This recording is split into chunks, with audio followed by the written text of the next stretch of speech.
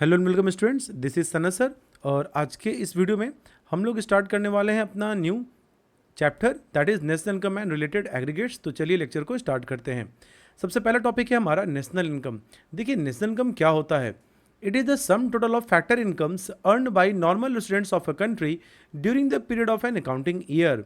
देखिए एक साल में किसी भी कंट्री में जो उसके नॉर्मल रेसिडेंट होते हैं उनके द्वारा अर्न किया गया टोटल फैक्टर इनकम क्या है, ये कहलाता है आपका national income. It includes factor income and income of normal resident of a country. मैं यहाँ समझ सकता हूँ कि आपको कुछ नए टर्म्स देखने को मिल रहे हैं, दैट इज फैक्टर इनकम और इनकम ऑफ नॉर्मल रेसिडेंट। तो ये नॉर्मल रेसिडेंट क्या होते हैं, आइए इसको समझा जाए। देखो फैक्टर इनकम क्या होता है।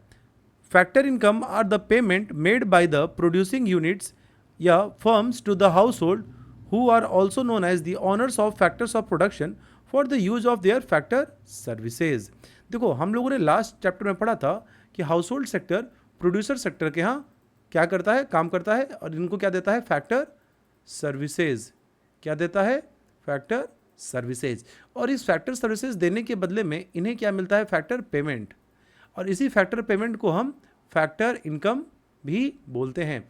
ये पेमेंट क्यों है, क्योंकि प्रोड्यूसर के लिए तो खर्चा है पेमेंट देना, और हाउस होल्ड सेक्टर जिसे रिसीव करता है तो ये क्या कहलाता है, फैक्टर इनकम। और फैक्टर इनकम चार प्रकार के होते हैं, that is rent income, interest income, wages and salary, और लास्ट है प्रॉफिट। तो इसी को हम कहते हैं factor income. Factor income are broadly classified as under compensation of employees, rent, interest and profit. So I hope this is clear to you.